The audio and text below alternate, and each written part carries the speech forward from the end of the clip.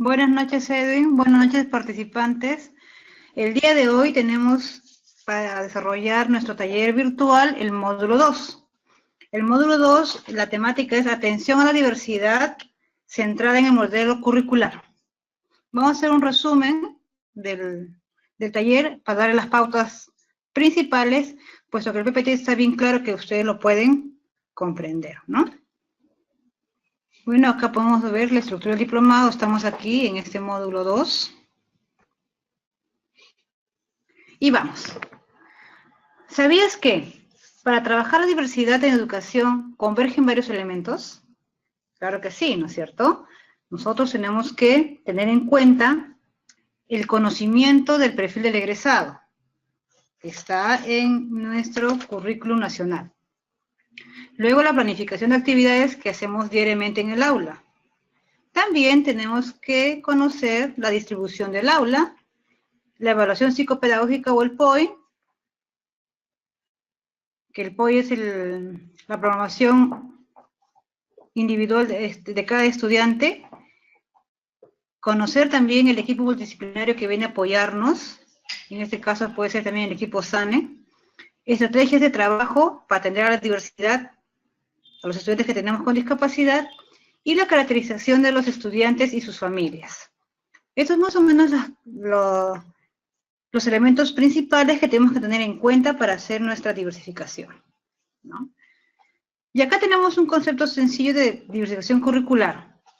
Son las adaptaciones curriculares que hacemos a nivel de centro.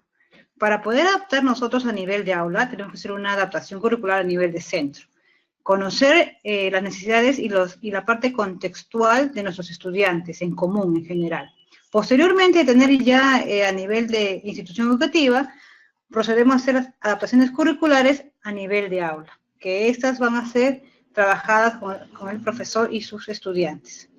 Aquí tenemos algunas estrategias para trabajar la discapacidad, ¿no? Hemos puesto la discapacidad física o motora, puede ser, que como bien está descrito en su módulo, ustedes pueden apreciar en qué consiste, ¿no? En las limitaciones que las personas tienen o que les impiden para poder hacer movimiento o para trasladarse, que está afectada a alguna parte de su cuerpo, tanto física como motora, ¿no? Pueden ser los brazos, las piernas, hemiplegia, paraplegia, cuadraplegia, eso va a depender. Tenemos las discapacidades cognitivas, que son aquellas que tienen que ver con la parte intelectual, con los estudiantes que tienen alguna discapacidad intelectual, y aquí están consideradas las personas con síndrome de Down. Aquí pueden tener varias funciones cognitivas que están en proceso, o algunas cognitivas que están en inicio, va a depender de la severidad, ¿no? Hay personas que son leves, moderadas o severas. Y las personas que tienen el diagnóstico de leve o moderado son las personas que pueden ir incluidas a una escuela regular, y los que están en condición de severa o multidiscapacidad son aquellos que van a un centro de educación básica especial. También tenemos la discapacidad sensorial, que es aquella que corresponde a los sentidos. Acá tenemos a las personas que tienen deficiencias auditivas o problemas de ceguera o visuales. Sin embargo, acá también tenemos grados y niveles. En la discapacidad auditiva tenemos básico, moderado, ¿no es cierto? Y profunda, leve y moderada, perdón, o la hipoacusia o la anacusia, aquellos que no escuchan absolutamente nada. Y en discapacidad visual tenemos a las personas con ceguera o baja visión o problemas de visión. Este es un panorama más o menos amplio que hemos querido dar a conocer, y sin embargo, acá tenemos ya por cada discapacidad. Bueno, ustedes conocen el concepto en la persona con discapacidad, pero lo que queremos centrarnos más aquí, aparte del concepto y las características, queremos nosotros evocarnos más a las estrategias para trabajar con estas personas que tienen discapacidad auditiva en las aulas, ¿ya? También en su módulo está de manera descrita, pero acá está más o menos las ideas principales. Muchas maestras preguntan, profesora, ¿qué hago? Tengo un niño con problemas de discapacidad auditiva. ¿Qué es lo que tengo que hacer? ¿Qué es lo básico que tengo que hacer? Lo básico que hay que hacer es utilizar un lenguaje simple y directo, preciso, no un lenguaje muy amplio, sino que sea preciso, directo. Ven, vamos a comer, voy a comprar, fáciles, ¿no? Muchas veces también, no se levanta la voz, porque al levantar la voz, nuestras expresiones cambian, nuestros gestos cambian y el estudiante se distrae más por los gestos que por lo que vamos a dar la instrucción. Debemos integrarlo en un grupo para que él copie modelos y aprenda a comunicarse con los demás a través de sus gestos que tiene, ¿no? Puede ser a través del lenguaje de señas o por los gestos propios que él tiene. Boquita, ¿no? O voy a comer manzana. O Juan quiere comer manzana. Entonces pone Juan, una carita de Juan, quiere un dibujo de querer, y dibuja una manzana. Entonces de esta manera el niño va asociando la palabra, la imagen, pero también la palabra tiene que ir con su texto, para asociar. Esas son las formas más simples de trabajar, y todo a base de imágenes. Vamos a continuar con la otra diapositiva. Los trastornos del espectro autista, ¿no? ¿Cuáles son las principales estrategias para trabajar en aula? Nosotros tenemos que primero trabajar con ellos, es la capacidad de poderse comunicar. Muchos de ellos sabemos que su comunicación no es muy buena, personas que por lo general quieren trabajar solas, no son muy sociables, entonces tenemos que trabajar a través de tarjetas. El intercambio de figuras y tarjetas y a través de un horario. Entonces, ¿qué significa que hay que hacer? Tenemos que nosotros tenemos que hacer una secuencia de la sesión del día, como un horario o una agenda del día. La hora de entrada, las actividades de la rutina, él toca matemáticas, toca deporte, toca, no sé, todo el día tiene que estar con tarjetitas, y anticiparle a él, ¿no? Ya falta poco para terminar la hora del refrigerio, ya para salir al recreo. Recuerden que que cuando termine tenemos que lavar las manos. Entonces ustedes van señalando la figura y van hablando, ellos se ubican así. Anticiparles, porque si no, ellos no se ubican y termina la hora del refrigerio y tienen que salir y él no ha terminado, entonces va a haber problemas de conducta, va a haber unas pataletas, ¿no? Va a desencadenar problemas de conducta muchas veces. Entonces, por eso hay que anticiparle cuando va a terminar una tarea. Estamos aquí haciendo esta tarea, estamos pintando, pero falta poco para terminar. Miren, después de que terminamos, guardamos las cosas y sigue la otra actividad. A anticiparle siempre. Eso va a servir para los estudiantes, para todo el aula y también para el estudiante con espectro autista. Posteriormente tenemos que trabajar con grupos pequeños. Generalmente se inicia con 2 personas y un niño con autismo, y viendo con quién. Las personas con autismo a veces tienen cercanía con un estudiante, siempre tienen un apego a alguien, por la empatía, le cae bien. Entonces ver quién es el que es más empático con él y trabajar con él, de a 2, de a 3 máximo, grupos pequeños, ¿no? Y hacer cosas que a él realmente le interesan y le gustan. Otra actividad que se puede hacer con las personas que tienen espectro autista es que quizás por su rutina, que ellos tienen esas características rutinarios, podemos ir rompiendo esos patrones, esos rituales que tienen de sus conductas, ¿no? Rutinarias. Pero siempre anticipándoles, ¿no? Miren, en esta semana marcamos el calendario de lunes a viernes, aquí va a estar este sector. La próxima semana vamos a cambiar, y así irle recordando, y vamos a ir cambiando las cosas en su lugar. Porque a veces se acostumbra a una rutina, y cuando queremos cambiar, falta algo, y también viene su crisis. Por eso es importante que la mamá también, cuando lo traslade de la escuela, de su casa a la escuela, también tenemos que ir cambiando rutas, porque si se acostumbra siempre a una misma ruta, cuando el carro se desvíe por X motivo, porque arreglan una pista, están pintando la pista, no pasa por su ruta, va a desencadenar también algunas conductas inadecuadas. Después, entonces por eso es importante que irles cambiando de ruta y enseñándoles ver. Inclusive los carteles. Hay jóvenes que se acostumbran a ver los carteles y falta un cartel, hacen crisis, ¿no? Decirle que estos carteles acá lo van a cambiar, mira, entonces que se vaya familiarizando. Después, los estímulos. Los estudiantes con espectro autista, si les damos estímulos como caramelos, materiales, se acostumbran a ese refuerzo y cada vez van a querer más. Digamos una galleta, van a querer 2 galletas. Y no van a hacer nada si no era un refuerzo, un comestible. Entonces lo importante que para ellos es darles un estímulo, pero el estímulo social. muy bien, ¿cómo estás? Le damos las manos, estás progresando, mira, qué bien, hacemos una figurita, mira, estás muy bien trabajando, ¿no? Entonces, esos estímulos son mejor que los estímulos comestibles. En la discapacidad intelectual, bueno, acá hemos dividido en la parte cognitiva, afectiva y conductual, pero finalmente, la discapacidad intelectual requiere trabajar con material concreto. Porque nuestros estudiantes que tienen esta discapacidad muy difícil llegan a hacer abstracciones. Todos llegan a nivel concreto. Entonces, lo importante para ellos es trabajar todo de manera concreta, que usen todos los sentidos.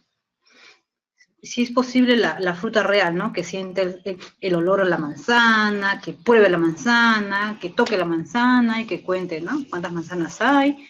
De esa manera, su aprendizaje va a interiorizarse porque es algo concreto. Y los aprendizajes que ellos han aprendido tienen que repetirse siempre, porque ellos son repetitivos. Cuando más lo repitan, más lo van a aprender, más lo van a memorizar, lo va a interiorizar. Entonces, el aprendizaje que va el niño a adquirir en la escuela, que le vamos a enseñar, tiene que practicarlo constantemente para que lo interiorice y lo fije. ¿Qué más? Las personas con deficiencia intelectual sí requieren el afecto, ¿no? Ellos somos afectivos, motivarlos, estimularlos, siempre estimularlos. Los estímulos tienen que ser al inicio bien notorios, deben ser con mucho entusiasmo, porque es una tarea nueva que le está costando. A medida que él va logrando progresos en esa nueva tarea que va haciendo, los estímulos van a ir bajando como los demás estudiantes.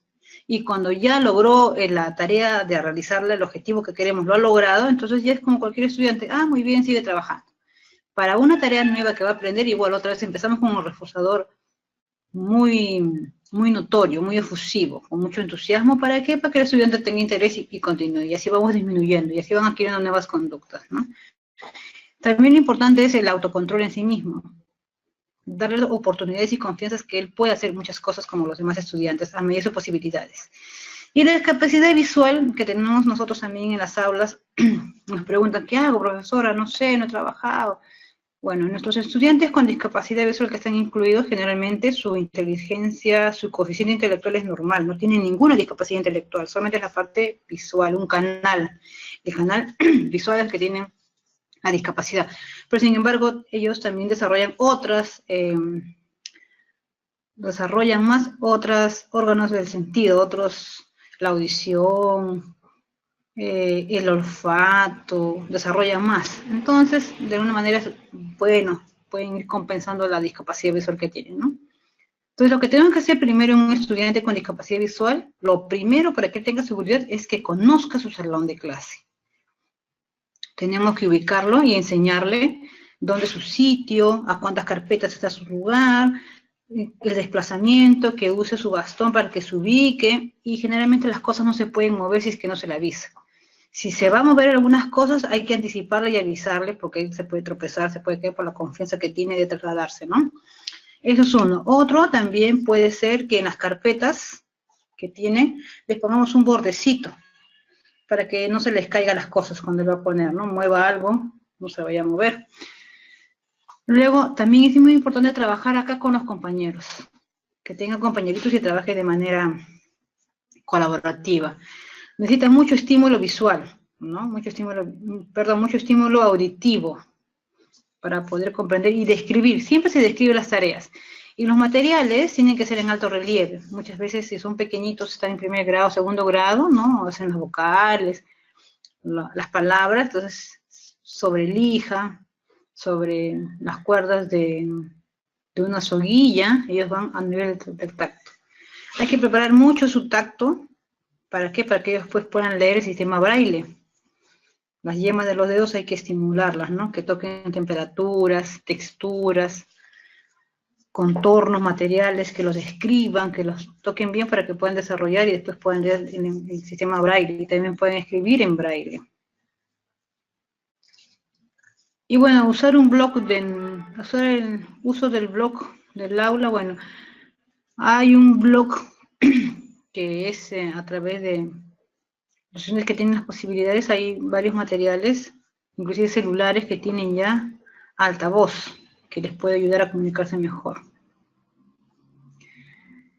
Bueno, esas son y también una vez que conocen el aula, también conocer del ingreso al colegio, conocer el patio, ¿no? Y salir al patio y experimentar también el patio, ubicarse. Mientras que van recibiendo el sistema braille aparte, ¿no? En horas extracurriculares o el equipo SANE le va a enseñar el braille, ¿no?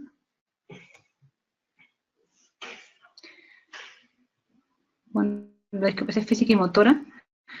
Aquí tenemos también que ver que muchos estudiantes quizás no pueden moverse o no pueden escribir, sin embargo ellos pueden usar la computadora.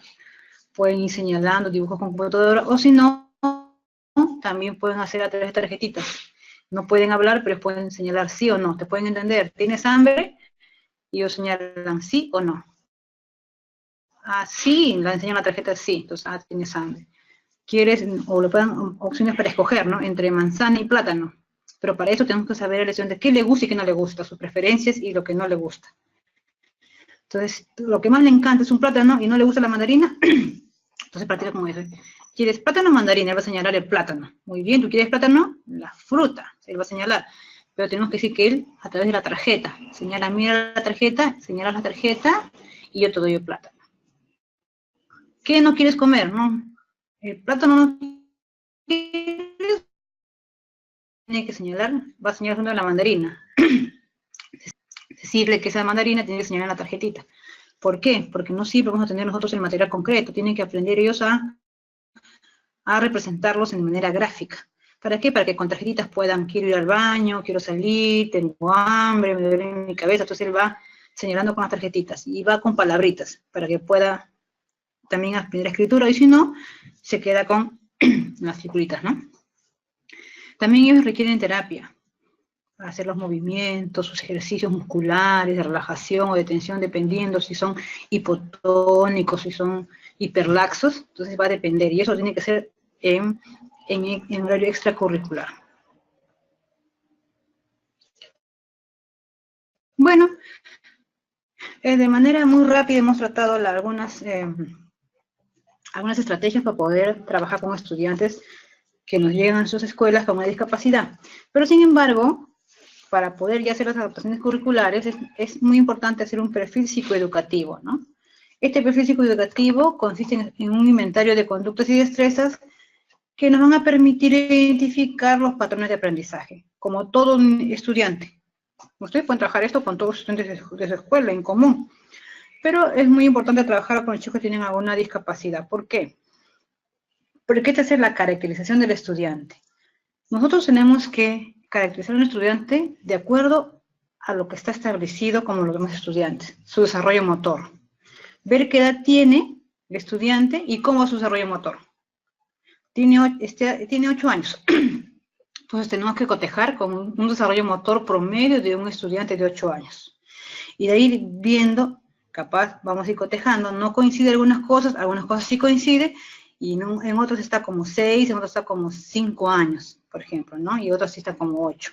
Entonces nos va a ayudar a ver en qué nivel se encuentra para poder ver la exigencia que le voy dando, ¿no? Y si está como 8, lo preparando para como 6, poco a poco 7, hasta se va 8, se va nivelando, pero también con la ayuda de los especialistas. También con su desarrollo cognitivo, igual que del patrón del promedio que tenemos, como los demás estudiantes se hacen, qué nivel se encuentran. Y también la parte afectiva. Esto es muy importante por hacer la caracterización, para saber en qué condiciones está mi estudiante, cómo lo estoy recibiendo a mi estudiante, para poder trabajar, para poder después dar respuesta educativa.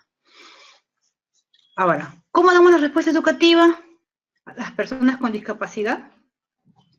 Vamos a dar respuestas educativas a través de unos documentos muy importantes, que son 3, estos documentos que son muy importantes, que son los que nos van a ayudar a organizar la respuesta educativa que todo estudiante tiene que tener. Todo estudiante tiene que tener una evaluación psicopedagógica. Esta evaluación psicopedagógica la hace un equipo multidisciplinario que evalúa al estudiante. Y de esta evaluación psicopedagógica viene el informe psicopedagógico, que es algo más específico. Esto es bien general, amplio, este es más específico, el informe psicopedagógico. Y de este informe psicopedagógico que tenemos, vamos a hacer nuestro plan de orientación individual, que es el POI. Este plan de orientación individual nos va a indicar con qué debemos trabajar en este año que está este estudiante. en cada área. En matemáticas, cómo debemos trabajar, de qué forma debemos trabajar, qué estrategias tenemos que aplicar y hasta dónde podemos lograr en ese año. Y así por cada área. Es un informe que nos da el equipo SANE. Pero este informe que da el equipo SANE es con el apoyo de la profesora de aula, porque es quien más conoce a su estudiante. La profesora viene, le da las pautas y también la profesora de aula también complementa, de tal forma que las dos saben cómo se hace esta evaluación, este plan de evaluación individual para dar respuesta educativa a ese estudiante. Entonces, de esta manera la profesora ya adaptó a nivel de centro, adaptó a nivel de aula, y una vez que adaptó a nivel de aula, va a trabajar aquí con la orientación individual, el POI. Bueno, acá está más o menos a grandes rasgos el proceso de una adaptación curricular, ¿no?, que hemos tenido. El diseño curricular es el diseño cuando se trabajaba, bueno, sí es el diseño curricular nacional, el DCN, que algunos colegios trabajan con DCN y otros que trabajan ahora con nuestro currículo nacional de educación básica. Pero tenemos más o menos la misma ruta. La identidad, acá tengo la propuesta curricular a largo plazo, las capacidades, actitudes y las áreas, las adaptaciones y las metodologías que vamos a utilizar.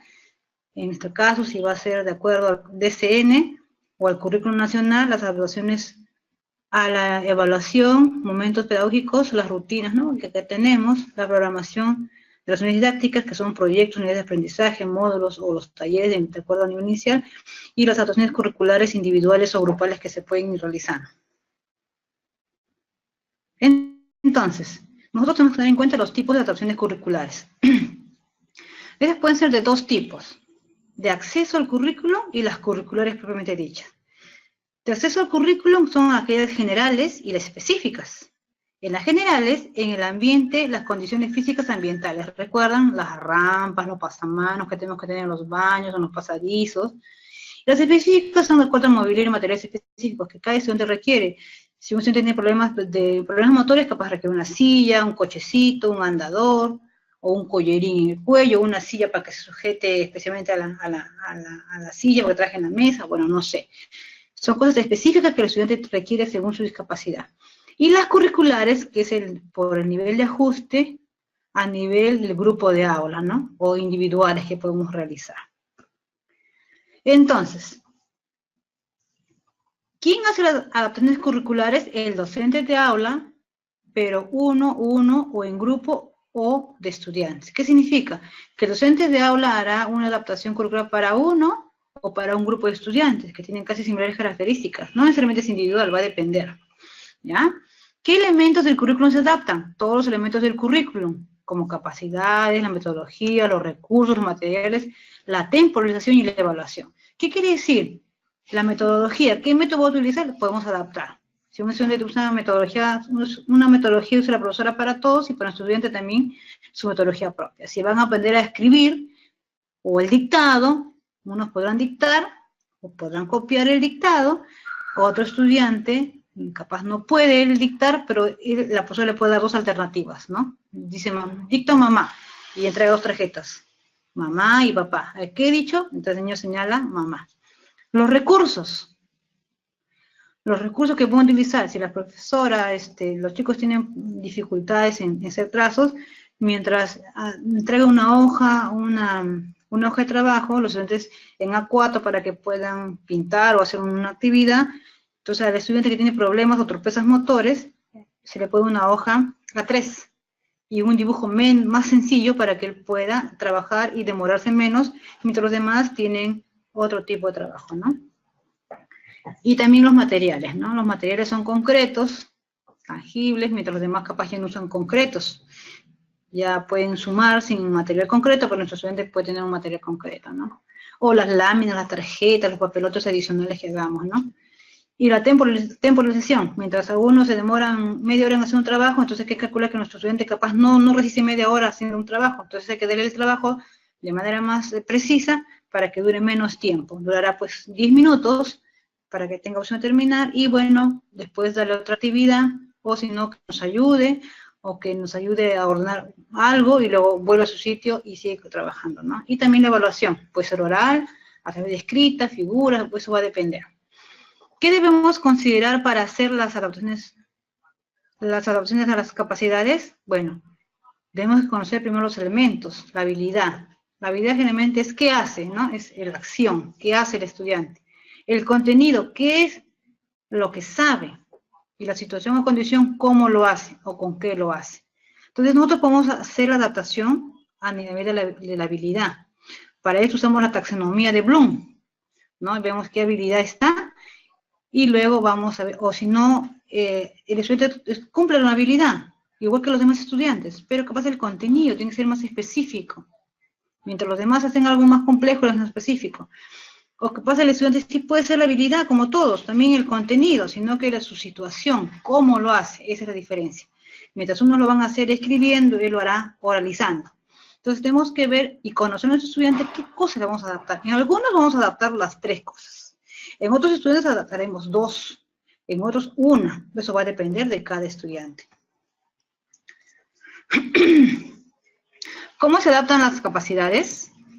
Primero, tenemos que tener en cuenta los siguientes pasos. Leer la capacidad, comprender la capacidad, analizar la capacidad, ahora después complementarla o adaptar la capacidad, ¿no?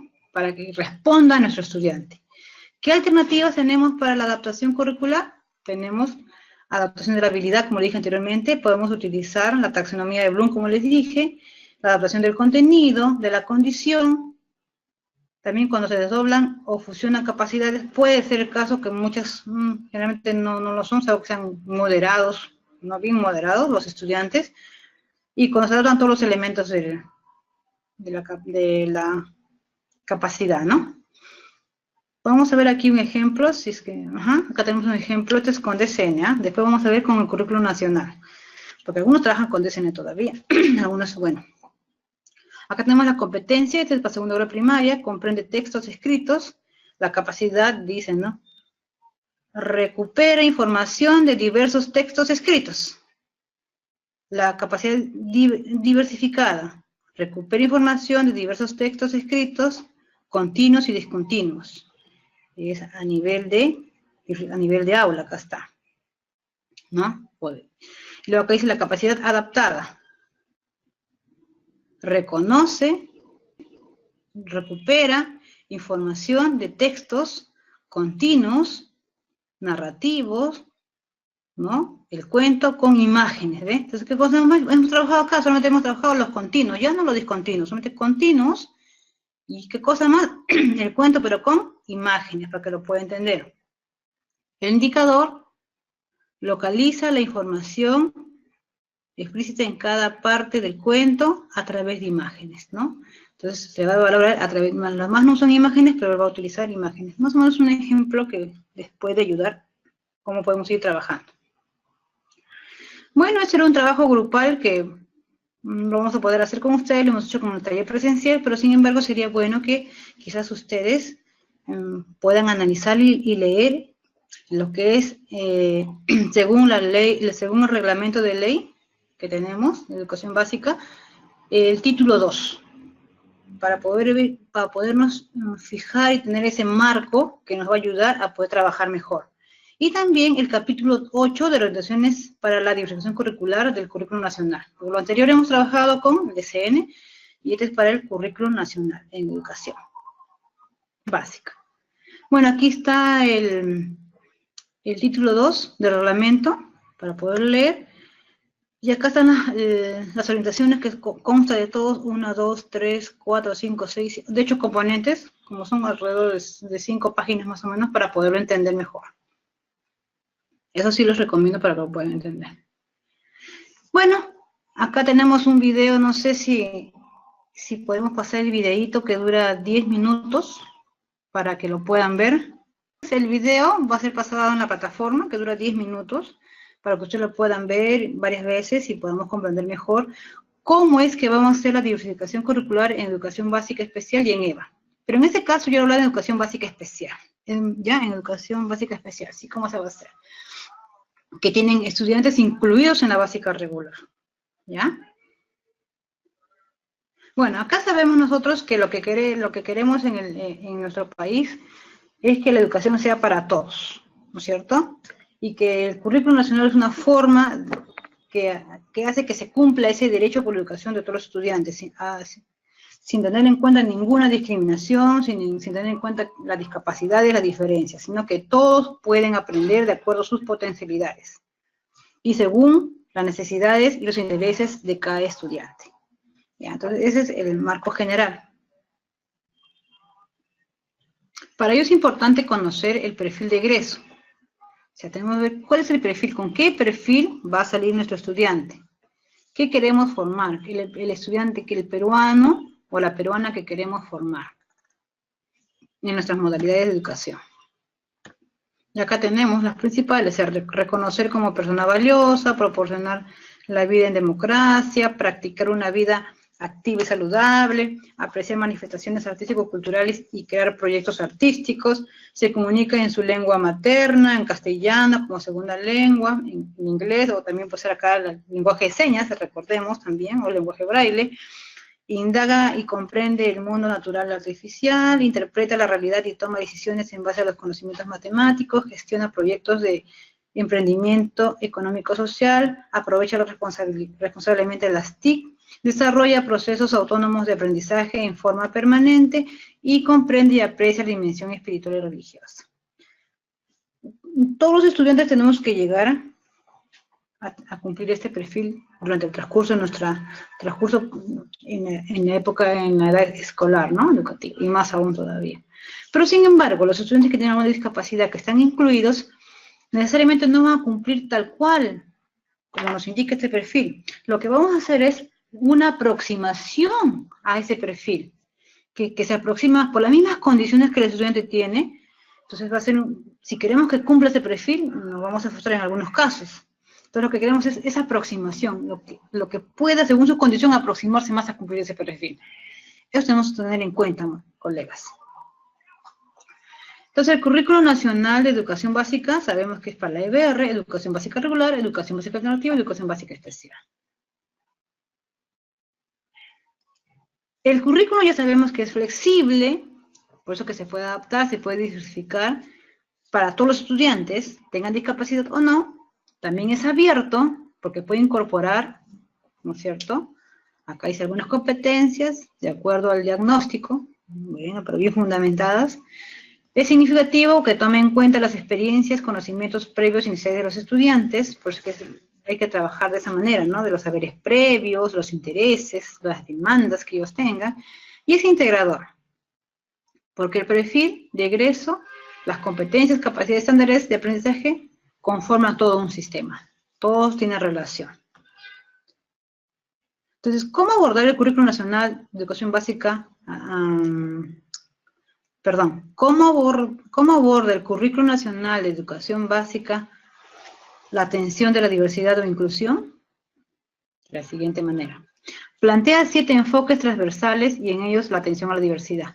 Nosotros ya conocemos los enfoques, ¿no es cierto? Los enfoques: respeto por las diferencias, la equidad en la enseñanza, confianza en la persona, y otros más, ¿no? Acá tenemos más o menos para ver desde la concepción de los aprendizajes, los estándares de aprendizaje y la competencia. Gestiona su aprendizaje de manera autónoma, ¿no? La progresión de los aprendizajes podemos ir viendo, primero, segundo, tercero, cuarto, quinto, sexto, y ahí va subiendo hasta destacado. Progresión de los aprendizajes. El aprendizaje es un proceso que se perfecciona a lo largo del tiempo, es un proceso dinámico en el que los conocimientos, habilidades y actitudes están en constante desarrollo. Son cíclicos, van avanzando, de acuerdo a cada de aprendizaje, van a ir avanzando. Y tenemos diversidad de logros de aprendizaje. Los estudiantes aprenden de diferentes maneras y diferentes ritmos. En un aula coexisten una variedad de niveles de aprendizaje. Necesitamos reconocer dónde se encuentra cada estudiante en relación al desarrollo de las competencias. Nosotros tenemos que ver en qué, si él está matriculado en esta aula, pero sin embargo en algunas se encuentra aquí, entonces de aquí tenemos que partir para llegar aquí, para que se vaya aproximando.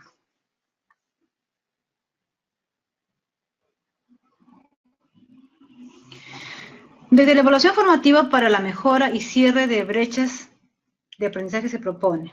¿Qué tenemos que hacer nosotros para este cierre de brechas? Monitorear los logros y necesidades de aprendizaje de los estudiantes. Constantemente ir evaluando, viendo qué necesita, cómo vamos, según los aprendizajes que hemos planteado para que nuestros estudiantes los puedan adquirir. Luego tenemos que utilizar un lenguaje común para describir los aprendizajes de los estudiantes, nuestros criterios. Generar evidencia de aprendizajes para la retroalimentación del proceso de enseñanza-aprendizaje. Claro, tenemos que tener evidencias, ¿no? Que en nuestro portafolio del estudiante, ver cómo está progresando, cómo inició y cómo está, para poder ir mejorando ese proceso. Generar espacios de retroalimentación con el estudiante y brindar información a los padres de familia. O sea, mira, hablar con el estudiante, estás muy bien, estás aquí, tienes que lograr acá, entonces vamos trabajando con el estudiante y también debemos brindar la información al padre de familia para que sepa lo que estamos nosotros trabajando. Entonces, las orientaciones para la planificación curricular a nivel de aula, acá están los procesos. Tenemos 3 procesos bien grandes, ¿ya? ¿Qué aprendizaje debe lograr? Entonces, cuando decimos esto, cuando damos respuesta a esta pregunta, nosotros tenemos que, ¿qué cosa? Determinar el propósito de aprendizaje con base en las necesidades identificadas. Según la necesidad que tiene mi estudiante, ¿cuál es su propósito que va a aprender? 2.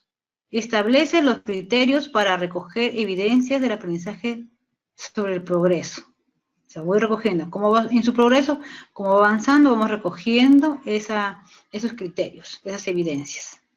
Y finalmente, diseñar y organizar situaciones estratégicas y coordinaciones pertinentes para el proceso de aprendizaje. Tengo que ver qué estrategia tengo que ir diseñando. Yo otra vez diseño mi estrategia, la propongo, y yo otra vez me hago esta pregunta y va cíclico. Son ligadas, ¿ya? Y acá tenemos las 3 preguntas. ¿Qué evidencia? Esto responde a la evidencia que voy a utilizar para evaluarlos, y esa es cuál es la mejor forma de desarrollar esos aprendizajes. Y otra vez generamos el círculo, y así vamos a ir dando vueltas. Y finalmente, generar espacios de retroalimentación con el estudiante eso está repetido, ¿no? Acá, perdón, solamente tiene que ver, los desempeños. Para tal desempeño debemos tener en cuenta lo siguiente: la competencia, para terminar, la competencia, la capacidad y el estándar. Y en este caso tenemos que tener en cuenta el nivel de exigencia del desempeño, que nos dice.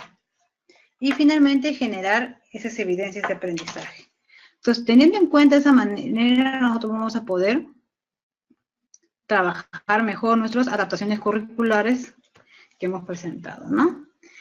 Bueno, rápidamente hemos dado a conocer lo básico. Sin embargo, ustedes pueden trabajar, leer bien su guía, su módulo, que está más específico, lo que hemos podido darles ahora. Muy bien, entonces tenemos ahora tener en cuenta que vamos a tener nuestro foro, ¿no? Entonces, de acuerdo a las lecturas que se les da en el material propuesto, en el módulo, van a tener ustedes que participar en el foro, ¿ya? Entonces, de manera individual. Y el foro tiene unos criterios para poder evaluar. Eso también está en su módulo. Revisen su módulo para que vean qué criterios se les está pidiendo para poderles evaluar y tengan la mejor calificación. Después tenemos una actividad número 2, que es actividad grupal. Aquí es una forma de esquematizar los conocimientos que hemos podido leer y haber escuchado de manera presencial o de virtual en los talleres, y este sí es de manera grupal. Mínimo son 2 estudiantes. Ustedes tienen ahí en la plataforma para poder conversar y formar sus grupos y trabajar de manera grupal. Ahí también tenemos los indicadores para que ustedes tengan conocimiento cómo es que se les va a evaluar. Y la actividad número 3 también es de manera grupal. Van a elaborar una maqueta que represente a un aula para atención a la diversidad. Es un trabajo práctico, sencillo, que es de manera grupal. Entonces, trabajando de manera colaborativa y participativa, van a tener un mejor producto. Bueno, eso era todo para recordarles, y también fíjense bien, en la plataforma están los cronogramas. Desde cuándo inicia hasta cuándo es el último día. Porque si no cumplen, se cierra el sistema y ya no tienen opción a poder ingresar para complementar sus trabajos. Bueno, ahora sí, con este pequeño recordatorio ya podemos iniciar las preguntas o consultas o dudas que quieran saber nuestros participantes con respecto a la atención a la diversidad centrada en el modelo curricular, que le he dado en las dos versiones, tanto para el DCN como también en el Currículo Nacional de Educación. Sí, profesora, tenemos acá la participación de la profesora Irene Arriola. Ella nos pregunta qué consideraciones se podrían tener en cuenta si además los niños proceden de entornos culturales diferentes, o sea, de la sierra, selva o alguna zona rural. Ah, muy buena pregunta, excelente. Nosotros trabajamos, como bien hemos dicho, la atención a la diversidad. Y una parte de la diversidad son aquellos estudiantes que vienen, que tienen diferentes culturas, ¿no? Porque nuestro país es multidiverso y pluricultural. Entonces, ¿qué tenemos que tener en cuenta? Así como tenemos que hacer nuestra caracterización, pero sin esa caracterización tiene que ser más trabajada con la familia. Conocer sus costumbres, conocer sus tradiciones, su forma de organización familiar, ¿no? ¿Para qué? Para que de alguna manera, cuando abordemos los temas, también ellos se vean identificados y reflejados, ¿no? Conocer, por ejemplo, había una experiencia que les voy a contar de un colegio, que la mayoría de sus estudiantes venía de la región de Puno, y bueno, de Arequipa y otras regiones más, pero era la población, ¿no? Entonces, la maestra, cuando hizo el análisis, conversó con los papás, de dónde venían, cuáles eran sus costumbres, sus tradiciones, se dio cuenta que muchas familias participaban de la yunza, de la chaya, de varias cosas, ¿no? Y bueno, usaban la coca, leer la coca para una ceremonia. Entonces la profesora comenzó a indagar con las familias y cuando comenzó a enseñar sus clases consideraba eso también. O sea, una sabiduría de la comunidad del pueblo, de donde ellos vienen, es importante. Entonces hacía la parte, los sabios de la comunidad con a la ciencia que tenemos nosotros, ¿no? Las ciencias que tenemos a través de la investigación y también las otras sabidurías que no van con la ciencia que es de manera occidental, sino con lo nuestro, de nuestras culturas, que también es una sabiduría. Entonces también se comenzó a trabajar. Por ejemplo, utilizaron las hierbas medicinales. Por ejemplo, a través del enfoque científico, eran para combatir las enfermedades de resfriados o dolor de estómago, se tomaban las pastillas, las inyecciones, una forma de tratamiento que es válido, que uno va a la farmacia y se hace ver. Pero también hay otras formas de curarse a través de las hierbas medicinales naturales que funcionan y que en las zonas altoandinas lo usan. Entonces la maestra daba a conocer también la otra posibilidad, la otra sabiduría, a través de las hierbas, los estudiantes conocían las dos versiones y cada quien optaba por la opción que ellos querían, ¿no? Entonces, estamos trabajando un enfoque intercultural, estamos trabajando con el contexto, con la cultura de sus estudiantes. Entonces, las dos tienen el mismo peso, tanto la científica como la sabiduría andina. Entonces, los dos tienen el mismo nivel, entonces, pero eso es importante que los conozcan todos los estudiantes. Tenemos aquí algunos profesores que manifiestan o la maqueta, ¿se llevará en la próxima sesión o manifiestan? Todavía, de esta la otra semana todavía. En su cronograma, en la plataforma virtual, ahí se encuentran las fechas de entrega. O sea, de esta a la otra todavía. Sin más preguntas que dar, pues no solamente pues agradecer a usted, profesora Silvia Alvarado, por tan interesante taller. Sí, simplemente agradecer realmente a los maestros por el interés que ellos muestran por querer prepararse y para poder brindar una respuesta educativa a los estudiantes de la diversidad, ¿no? Yo realmente valoro el esfuerzo que hacen, sé que están aquí, están aprendiendo, y bueno, el PPT está claro, que ellos lo pueden leer, más el módulo que tienen, y el video que les vamos a facilitar, yo creo que ya con eso pueden pueden comprender mejor y realizar sus trabajos que tienen tanto individuales como grupales, ¿no? Felicito y exhorto a que continúen ese esfuerzo, que todo esfuerzo va a tener después sus frutos. Y es lo que queremos, una educación de calidad y pertinente para nuestros estudiantes, ¿no? Porque el objetivo de cada maestro, la razón de ser de nosotros los maestros y el profesional que trabaja con estudiantes es pues que ellos logren aprendizajes, que sean personas independientes, productivas, que sean felices en la escuela y lo que aprenden sea válido para la vida, desarrollar sus competencias, sus habilidades que este mundo viene exigiendo ahora, ¿no? Bueno, muchas gracias y será pues hasta otro momento.